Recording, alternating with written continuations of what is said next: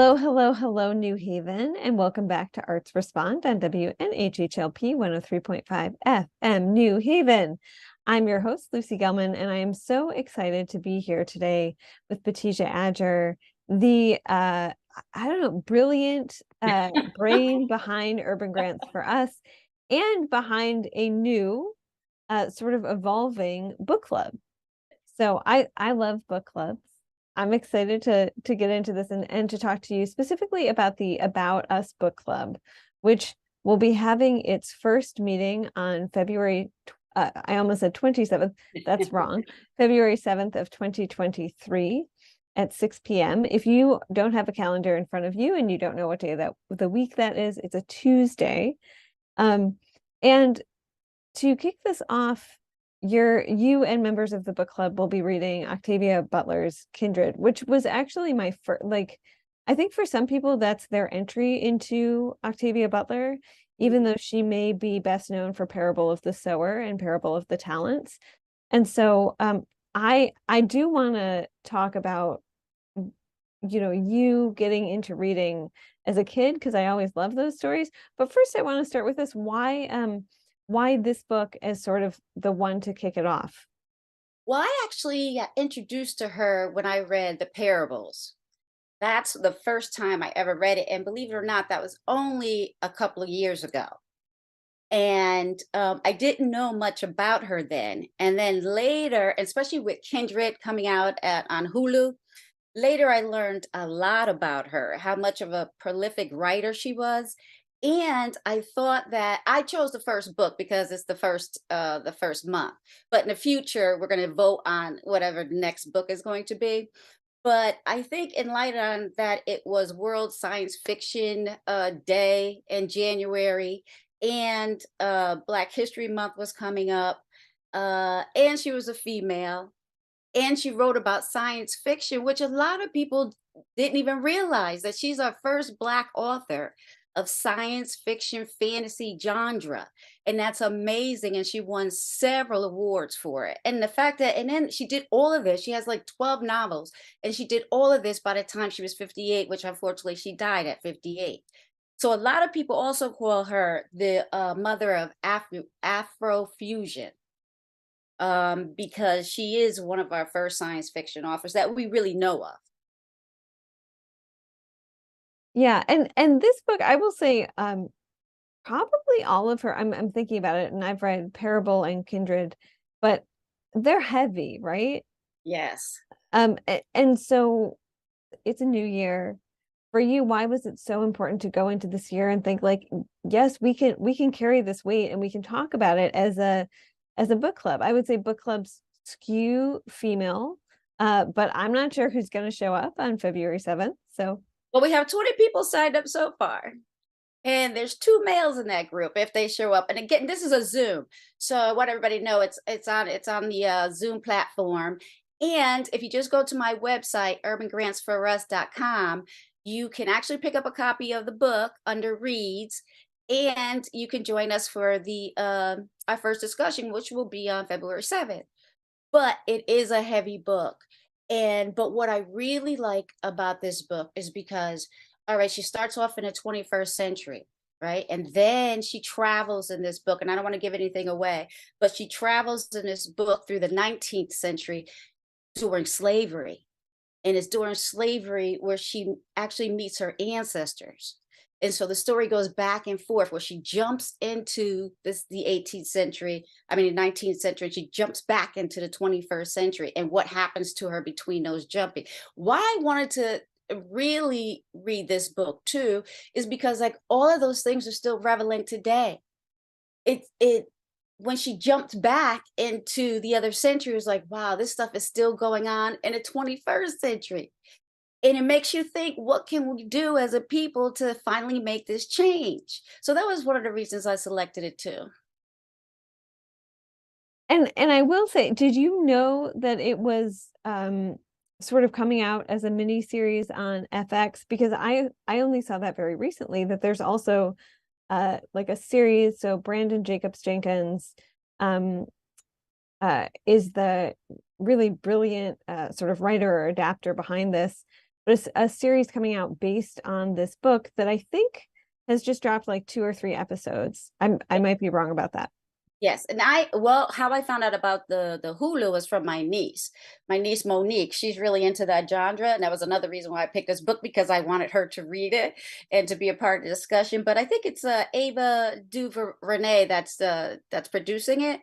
And I did watch the first episode, but I didn't know before I read the book that the Hulu was doing this. But I saw the first episode, and it's so much different than the book, the first episode a little bit, that I didn't want to look at the others because there's more episodes, because then I forget like what was in the book. So I'll look at the rest of them after we have our discussion.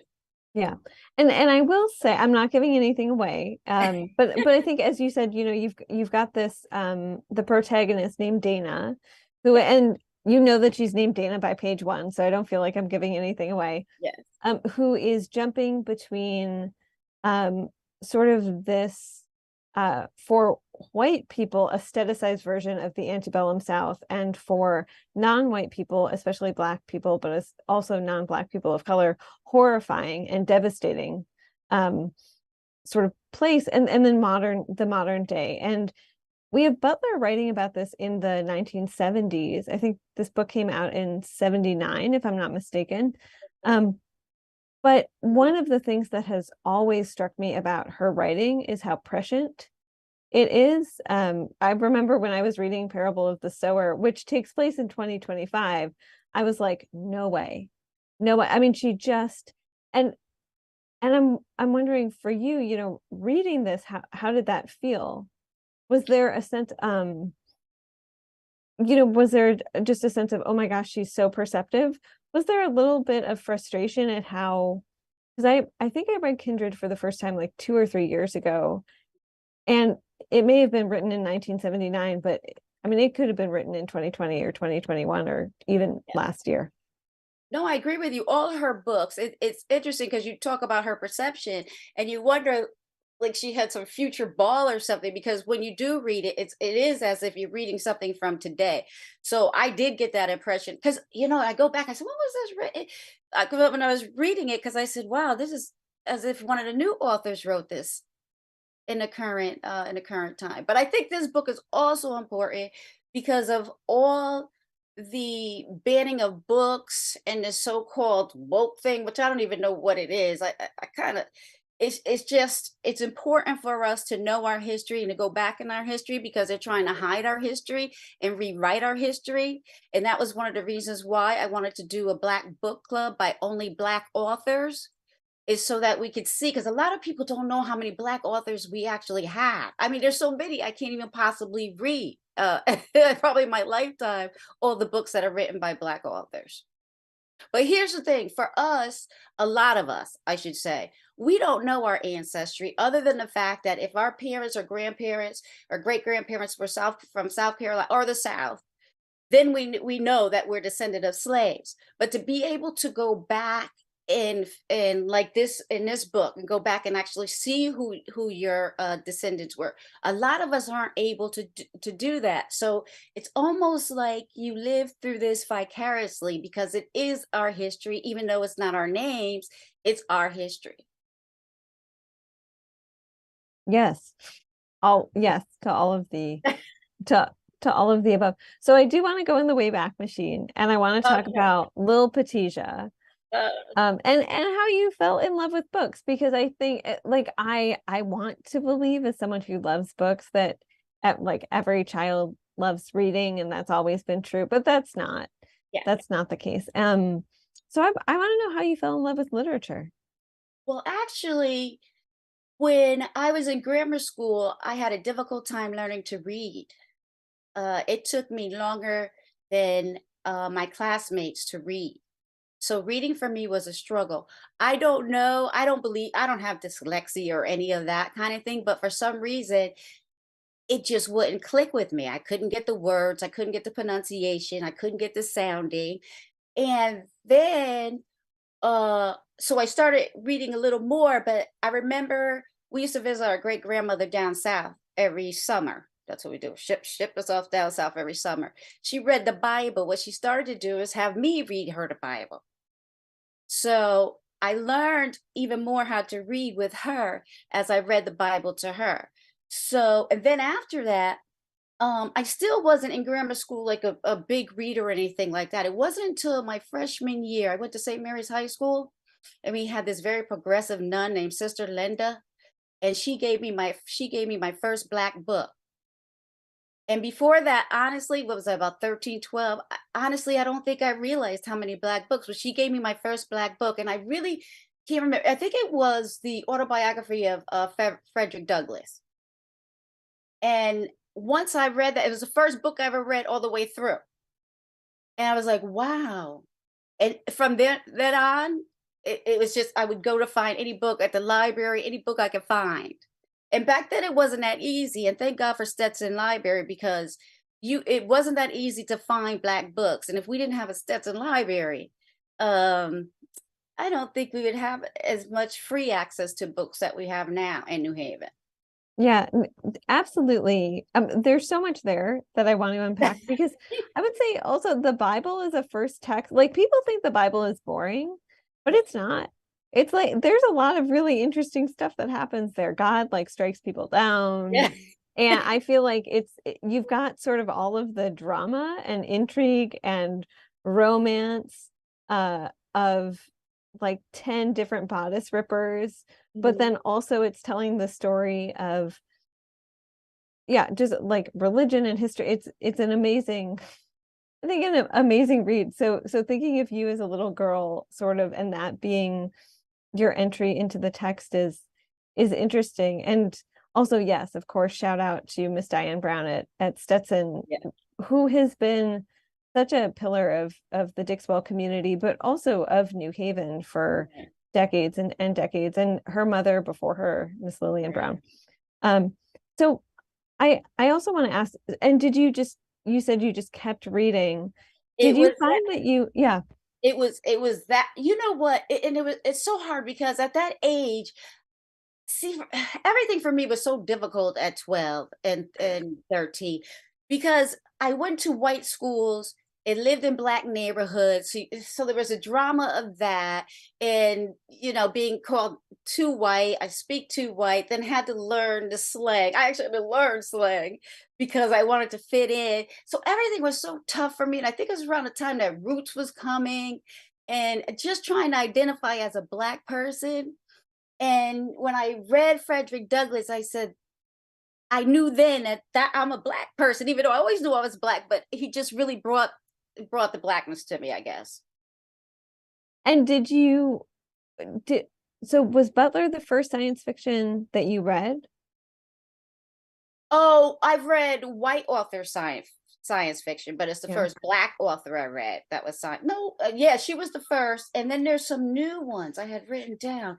There's some new ones that I've read by some new black authors. Yeah, and shout out to Tochi Onyebuchi, who belongs to New Haven, and I'm Yes. so proud of that. Although I was reading, I'm like halfway through Goliath, and it's wonderful, but it also has this post-apocalyptic vision of New Haven that sometimes makes me really sad. I But haven't read that one. but shout out to that, and of course Elm City Lit Fest, which was on this show last week, talking about sort of the focus on both science fiction and then Afrofuturist literature that was part of the Lit Fest last year in October. Right. Um, so with this book club, also when did the idea for a book club specifically pop into your mind? Because it's one thing to say, wow, I read this book and I really have a lot of feelings about it, and I'd love to sit down with my girlfriend and talk about it over coffee. It's a totally other thing to say, I'm going to do this organized group of people around not just books, but Black books and Black authors. Mhm. Well, for years I always wanted to do a book club, for years. And then, as you already mentioned, Diane and I talked about it many, many times. And I was like, I got to do this book club. Finally, right after the pandemic, I said, you know what? This is going to happen because I need to share this with other people. And I want other people to sort of feel some of the same things that they may not have felt if they had not read these books. So I belong to the Senior Planet Book Club, which is AARP. and we meet virtually too. And they do all minority books, but it could be across, it could be women, Indian. And once I did that for a couple of years, I said, you know what, it's time for us to have a Black author book club. Yeah, absolutely. So if you're just joining us on WNHGLP 103.5 FM New Haven, and you have not been part of this conversation, I'm Lucy Gellman, your host for Arts Respond, and I'm here today with Petisia Adger. We're talking about a new book club focused on Black authors of multiple genres or across multiple genres, put on by Urban Grants for Us. The first meeting will be on Tuesday, February 7th. 2023, which is this year at 6 p.m. So, Tisha, I want to jump to Urban Grants for Us and talk about first the work that it does, and then also we'll hop back in the Wayback Machine, or the more recently Wayback Machine, and talk about how it was founded and what it grew out of, which I know you and I have spoken about. Right. Well, once I left the police department, what was that, 2018, I wanted to do something that I wanted to do for a change. Not that I didn't like the police department, but I kind of wanted to do something that was a part of our community and about our community and to help our community. And one of the downfalls for a lot of our grassroots organization is that they don't have access or the ability to write grants. And it's not that the grants are difficult, it's just that they don't know how to write it and they haven't been taught how to write it. So that was really the first reason why I started Urban Grants for Us, because I wanted to help our grassroots organizations to sustain their finances and their organizations, because we would get these 501(c)s and then the organizations would drop off because they weren't able to fundraise or didn't know how to get grants. So the initial uh, idea about Urban Grants for Us was grant writing and learning how to grant. So I did a lot of workshops with a lot of individuals. I did one at Stetson, and I did a few other ones to teach individuals how to write grants. But then I said, you know what, I would really want this to be more of a wraparound service where we could provide a resource for anything that was Black. So now what developed was that you have a tab there now for Black news. So I read so many newspapers a day. And just a side note to that, and the only reason I read so many newspaper, I had the fortune of meeting Dick Gregory years ago in New Jersey at a police function, a police brutality function. And he actually sat down with me for 45 minutes, just a one-on-one talk. And he told me every morning he got up, I don't know if it was 5 or 6 in the morning, and he read 12 to 20 newspaper front and back. And he explained to me why he did that and what he was looking for, because he said you'd find, and he said, read the small articles, especially because that's where you'll find what's really happening. And the larger papers don't want to cover it because it's almost like a conspiracy. But he said that's how it was found out about the CIA dumping drugs into neighborhoods, was him reading these little stories that were buried in the back. And I just got off what we were talking about. What were we talking about? We were talking about the work that Urban Grants for Us Oh, does, and you were talking about the Black News tab. But I right. actually think there is an interesting point there, in that the Black press has been such an important and often undertold story in American history. And with newspapers sort of being gobbled up by conglomerates and funding being harder and harder to get, that like it has become an increasingly endangered part of the American news diet. Yes. And Yes. so I actually think having a place where you're putting news is very important. Right. And it's all, and again, it's all focused because I do read so many newspapers, and it's all different sources, but it's all Black news, and Mhm. it's serious Black news. It's not about actors and all that other stuff, but it's news that really affects our lives every day in our society and where we're going and where we're not going. And then it's another tab on there too that's about local events, Mhm. because again, it's something you don't always know about local events because you have to look through so many sources. So because I said, you do this anyway, every day. So why Right. don't you put it out there so everybody could just click and say, okay, this is coming up, this is coming up, that's coming up. So that's the other thing that's up there. And the best thing that's up there for me is the tab that says reads, because it's a list of nonfiction and fiction books by Black authors. Oh, I muted myself. Of course I did. Yeah, I have it pulled up as we're talking.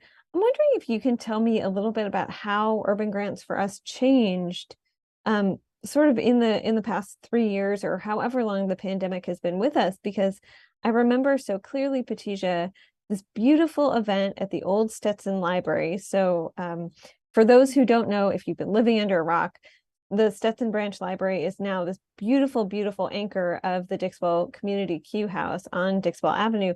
But for a long time before that, it was across the street in this sort of commercial strip called Dixwell Plaza, which now Concorp is rebuilding. That's a whole other episode. But you had this beautiful fair of sort of authors and artists and entrepreneurs, ranging from young women all the way up to I think there were a couple elders there as well. Yeah. And that was in February of 2020. And of course, we all know what happened the following month. Right, right. Yeah, so that was for Black History Month. And it actually was a series. So we had that, and we also had a series where we had an author come in who ancestors, now she looks just as white as you, but her ancestors were Black, and she wrote a book about it. So we had her actually come in for another portion and teach people how to do their own autobiographies. And so that was very nice too. And then we did two one act plays, and they were readings over at we used Bergamos to do that. So that was actually Javon Johnson, but who's actually my brother, who's actually the star of the Oval of BET. So he actually came here, did that for me. He took two of his one act plays, and we did the readings over at Bergamo. So that was a whole package for Black History Month.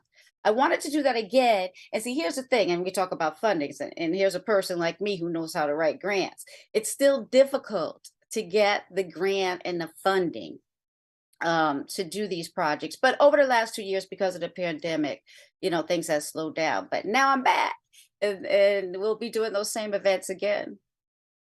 And talk to me about that difficulty in getting funding, because that's something I hear from folks all the time, especially I mean, you live at the intersection of multiple identities that have been pushed to the margins throughout history, right? And so you're a Black woman. And I've heard from a lot of people. I'm thinking of Kim Weston, who is the driving force behind Wabi Gallery downtown. I'm thinking of, this week we just had the departure of someone at Art Space New Haven, who, when asked, said she felt like she really was not supported in the community. And so I'm wondering if you often feel like whether they're feeling like there's scarcity or whether there's something else going on, it's just really hard to convince funders that your mission is very important. And that is true. Here's the thing, there's money out there. We're just not getting it. And I know this because between Freddie Fixer and between my own organization, I've applied for many, many grants. And there's always some pushback that we don't fall under a certain category. That's the other thing. And that's the other thing I've been trying to teach people that are now going for 501(c)s and their mission statements. Because if your mission statement doesn't fall within, let's say, arts and culture, or what they think arts and culture is, you don't get the grant. And that's what we've been finding lately in trying to apply for grants. All of this stuff I do is art and cultures, but then I'll get a rejection saying you don't fall under arts and culture. It's like, how could that be? I don't fall under white arts and culture. I mean, I don't know. I don't get it. So And that I find that difficult. And like you said, trying to convince them, it's not convince them. I just don't think they want us to do it. And do you feel like that tide is shifting a little bit with, so I will say in the last, I think like 2 years, 2.5 years, New Haven announced its inaugural cultural equity plan. Shout out to Adrian Jefferson, who is at the city. And under the framework of the cultural equity plan, uh, a historic event that you just mentioned, the Elm City Freddie Fixer Parade, did receive funding, not enough funding, but funding for the parade that's coming in June 2023. Do you feel a little more optimistic as things shift sort of slowly at the municipal level, or should we wait and see? Well, no, she's been great. One of the best hires to me for the city was her, and she's been great in trying to get funding. But here's the thing: she shouldn't be the only resource. I mean, she got us the funding, and she did a great job with that. But we have other grant foundations that are out there in this city and in Connecticut that can also give us grant money, but they refuse to. So no, I think she's doing an excellent job at what she's doing, and she's doing her part, but other people aren't doing their part. Yeah. Um, and have you continued to sort of see a need? Because I hear from people all the time, oh, I don't know how to write a grant. I've never Yeah. written a grant before. Yeah, oh yeah. And that's a big problem too. So that's why I initially had started with the workshops and teaching people how to write the grants. And I just don't just teach people how to write grants. Once they write the grant, we sit down and we go through it and make sure that everything is correct that needs to be sent off. And yeah, so that's a big obstacle for a lot of people. And that's why I did urban grants for us. Because my service for them is free. It's a free service. And on the other hand, though, I do get some, because you still have to have income, even though it's a free service. You need income for the things that you want to do, like the Black History Month event. Um, Community Foundation, Greater New Haven Community Foundation, also has me listed as a consultant. And so they'll contact me every now and then when somebody needs a consultant and ask if I would consult for them. Like one of the people now I just started with is a Black Corner Investment, and they're on Edgewood Avenue. So they have a lot of great ideas and things that they want to do. So we're working on that right now, working with them through Community Foundation to get them set with the things that they want to do for the community. Yeah. So I want to go back to this book club, the Mhm. the inaugural Urban Grants for Us book club, correct, right? Correct. Um, and I'm just like I'm pulling up a little picture that was with it.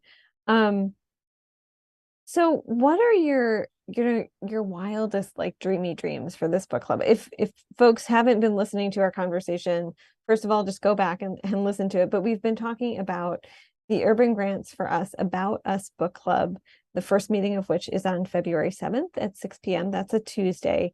And the first book will be Kindred by Octavia Butler. And if you haven't read Octavia Butler's work, even if you can't, first of all, make it to the book club. But if you can't make it to the book club, please, please, please read her work. It is just like, I was going to say spectacular, and that's one word, but it is spectacular and devastating, and like all the feelings in one place. And she is someone who, Petisia, as you mentioned, died like way before her time. Yeah. Yeah.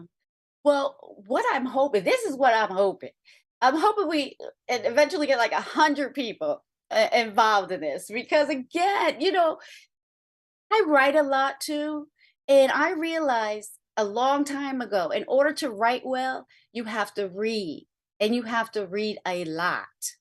And just from and by reading different styles, you kind of pick up your own style. So that's one of the things that reading does for you. And then again, another thing I told you, reading I think reading does is help you learn yourself. Even if you're reading fiction and nonfiction, doesn't matter what you're reading, it helps you learn about yourself through the books. But yeah, eventually I'd like to see 100 people involved in this. I'd like to see it other people start their own in other parts of other parts of the state, and maybe we'll share together.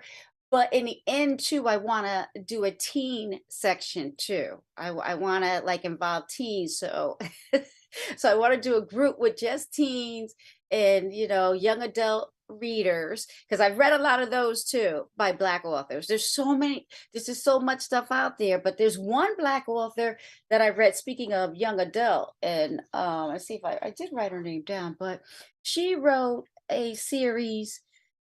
There was one series called Her Name is Night by Nina Knight, and then there was another series called Baby Girl by C. Darrell Howard. Now, C. Darrell Howard, which is very interesting, when I read that, and I knew it was a young adult series, but it could actually be an adult series too. But God bless you. But what, but really, what I liked about her is I did a review on her book on Goodreads, and she contacted me. So that was kind of cool. I was like, wow, she actually contacted me just to say thank you for the review. And I'm glad you that's what you got out of the book, because that's what she wanted me to get out of the book. So that was nice. And that's the other thing that I'm hoping for, is that our next pick is to reach out to the author and to see if, well, if the author's alive, to see if the author would join us for a few minutes of discussion. So that's one of the other things I'm hoping that eventually happen. So you have this shelf of beautiful, beautiful books behind you. And I want to know, both what you're reading now, and also since you stressed that even though this book is science fiction or even like speculative fiction, you're interested in works that span all genres. So what are some of the books that you're reading now, and what are some of your all-time favorites? See, I knew you were going to ask me about my all-time favorites. And you know what's so funny? It's so hard with the all-time favorites, because every time you read somebody new, you're like, oh, I really like that. But I will tell you, really, one of my all-time favorite is Zora Neale Hurston. And Zora Neale Hurston is what I was introduced to. Zora Neale Hurston through Alita Stanton. Alita years ago used to run a theater arts group, and they would do reads. So the first time I ever heard of Zora Neale, and my sister was in her group because my sister was an actress, that was when she decided to do one of the plays, and I fell in love with her right then and there. So she's like actually in Maya Angelou. You have a lot of females that, but if we talk about maybe some of the new genre, um, Colton Whitefield. Oh, I love the Underground Railroad. I don't know if you ever got a chance to read that, but that was one of the ones that I really loved. And Harlem Shuffle. He did both of those. And James Baldwin is like a favorite of mine. I used to like Hughes, but then he was so mean to Langston Hughes, so mean to Zara Neale Hurston, and I don't like him anymore. But Although I have to say, like, your love of Baldwin, who is probably, I hope I don't get in hot water with anyone, like probably the best writer of the 20th century. Is that fair? I Can we think say so. that even while we're singing Octavia Butler's praises? I don't know. Yeah, yeah. Um, but there, have you seen the conversation he has with Nikki Giovanni? I didn't know. Where they're like, um, I can't use swear words because we're on the radio, but they're like disagreeing in the most beautiful way, but you can see them sort of bumping heads. Yeah, but it's, I mean, talk about another writer who I think brought such like was such a gift, right? Yeah. During the 20th century. Is poetry something you've thought about having within the book club? Um, for me, it's not going to be my choice, because, like I said, it's going to be once after we finish this one, the next time we're going to pick 4 books, and then we're going to do like a vote. So the choice is going to be up to the group, because I don't want to steer them one way or the other. I'm not a big poetry fan myself personally, but but I'd read it if that was a book that was selected. And then what are you reading, right now? Right at this very moment, and as I have my Kindle sitting right in front of me. I'm really bad at titles and names when I don't write it down. Who am I reading right now? I would tell you what I'm reading. I'm reading a thriller, and I love thrillers. But I'm reading a thriller called No Home for Killers. And it's a thriller. A lot of black folks in this thriller. Who's the author? Let me see. Let me go back to the front for you. I don't know. Kind of jumping around. I'll find it for you. But that's the name of it, and it's probably on my website too. But yeah, it's a thriller. And thrillers don't keep you up at night? No, I love No. thrillers. I love that's my favorite genre. My favorite genre are mysteries and thrillers, especially if it makes it so difficult that I can't figure out who did it until maybe the last chapter. Oh, I love, yeah. Yeah, when it's really well constructed, because I hate it when you're reading a thriller or like you're seeing a movie and you know, right, Hmm. by like chapter two, and you're like, well, why did I buy this book? Exactly. And that's the other thing too, because most of the thrillers and mysteries or police procedurals were were known as with white authors, that they, because there are a lot of famous ones out there, but we have a lot of up and coming black authors that are doing those same genre. So, and I'm going to mention one, Tracy Clark. She wrote a Detective Harriet Foster series, and that series is Hide, and that's on the website too under the reads. So, so I'm excited about that. That's what I'm more excited about now, having black authors to read that are doing thrillers and mysteries and suspenses. Oh, I didn't know if you had stopped. Oh, it's okay. I'm just looking at some of the reads that are on your site right now. So of course there's Kindred by Octavia Butler, also Wade in the Water, Those are um, new ones, yeah. Moonrise over New Jessup, which is Jamila Minnick's, in the Upper Country, which is Kai Thomas. Oh, this just makes me want to read for the rest of the day. Yeah.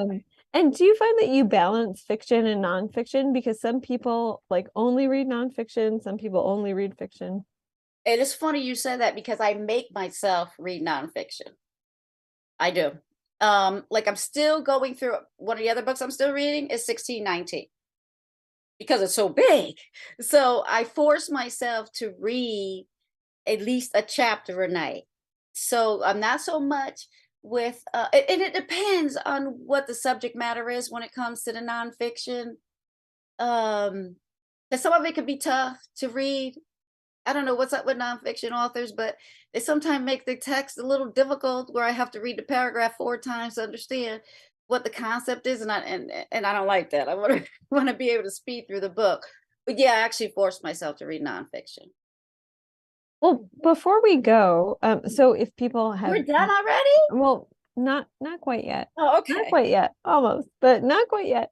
Okay. Um, so if people are just joining us, this is Arts Respond on WNHHLP 103.5 FM New Haven. I'm Lucy Gellman, and today my host is Petisia Adger, the brilliant brain behind Urban Grants for Us, and many. I mean, Petisia, you've sort of been very much a Renaissance woman in New Haven. We could have a whole episode about well, and we have had a whole episode about the Elm City Freddie Fixer Parade and your involvement with that, and different civic organizations, and also your advocacy around, I would say, making Fairhaven quieter.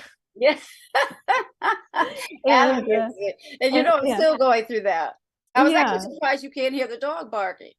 Oh yeah. So for those who don't know, Petisia lives close to Paw Haven, which, if you have been on State Street at almost any hour of the day or night, you hear before you see it. Yes. um, so I did want to go back to something that you said sort of in passing, which was about the pushback happening now across the country, including in Connecticut. We're not immune to it, around literature. Yeah. And specifically, I think, libraries, so both town libraries and city libraries, but also school libraries, have seen a lot of pushback around Black authors, non-Black authors of color, and LGBTQIA sort of plus authors. And parents have come forward, and sometimes organizations that usually have names like Defending Freedom in America, and they have nothing to do with freedom or America, that are trying to bring books out of the library. So in Texas, I think a year and a half ago, there was a group that rallied, I believe, successfully to pull Jerry Craft from the library. If people don't know who Jerry Craft is, he is a wonderful author who has done these graphic novels that are all about coming of age. And yes, he's a Black author, but I will say, as someone who has read his novels with young people, they transcend any sort of racial background and really have a lot to say about just what it means to be a teenager and to be figuring your life out. Um, and Octavia Butler, I think, is a name that might fall under fire from some of these groups. And so are you also responding to that? Yeah, it's interesting because here's the thing. We just keep going backwards. I mean, it's the same thing like the Civil War. The South rewrote the history of the Civil War to make it seem like the Civil War wasn't about slavery, which we all know it was about slavery, and they rewrote the history. It's the same thing happening now. They're trying to rewrite our history again and trying to push aside what they already know is the fact of our history, and the whole thing about institutionalized racism and the barriers that are still up, housing discrimination. All these barriers are a reflection of slavery and how we've not been able to get past that. The fact that banks won't lend us money in certain neighborhoods, all these things, redlining, all of these things are the cause or are the effect of what happened with slavery. And so we're back to where we were before, trying to fight to keep our identity, because that's what we're doing right now, trying to fight to keep our identity and to hold on to whom we are and to teach others to hold on to whom we are. And with this also, do you sometimes, because sometimes I'll open the newspaper and I just feel like the apocalypse is upon us. Yeah. I also am interested in, how do you care for yourself? Yeah, and I think we had this conversation one time before. It is hard, but it's good when you have friends, friends that you could call and talk to. That helps a lot. But you, the thing is, and I said this one time to you before, as a Black person, I've had to go through so much in my life that it's not the same as maybe as for a white person, because we learn to deal with what happens to us and to pick ourselves back up and to start all over again. But not to say that your friends aren't also a good source to kind of keep you moving and going. Well, that's about it for me. That's Like it. those are the questions I have. But if you have been listening, thank you so much. If you haven't been listening, my name is Lucy Gellman. This is Arts Respond on WNHHLP 103.5 FM New Haven. It's a collaboration with the Arts Council of Greater New Haven. And today my guest is Petisia Adger. We are talking about Urban Grants for Us inaugural book club, the first meeting of which will be on Zoom. And on Zoom on February 7th at 6 p.m. That's a Tuesday. Petisia, if people want to find out more, I think Harry Droz has dropped the grant for dropped the link for Urban Grants for Us, but if he is not, I will do that. If people want to find out more, how can they find you and get connected? Okay, well, you can find me on my website, and on my website it tells my phone number and my email address, which is urban grants for us with the letter for us at gmail.com. And yeah, you can get me right through there. I answer all responses. And right now, I think, like I said, we had 20 people who have signed up, but I'm hoping to get the word out so that we can get more people to sign up. And we don't have a limit on how long we're going to talk, so people could come in and out. And even if you don't finish the book, still come and just listen to what people have to say about the book. It's a conversation, and I think it's just a great way of, especially during this time when people are not out, of communicating and having a purpose in the communication. Well, I thank you so much for taking time on your Friday Thank afternoon. you for inviting me. I really appreciate it. Thank you for coming. I think it's still gray and rainy out there. At least it Yeah. was when I stepped into into the studio, but it is sunny in here, and this conversation has filled my heart. So thank you so much. Okay. Harry Droz, thank you as always Hi, for making Hattie. sure that the Zooms work. We appreciate you. Everyone have a great weekend and join the Urban Grants for Us About Us book club on February 7th at 6 p.m. And even if you don't, but you should, please read Kindred by Octavia Butler, or read something by Octavia Butler, or read something, because I think we need her words in the world more than ever. Thank And you, just guys. real quick, Lucy, for Yes. people who don't have the book, if you just go right to Urban Grants for Us and hit the reads, If you click on her book, which is the first book, there's a free PDF there. Awesome. So you don't even have to buy the book. Thank you so much. Thank you.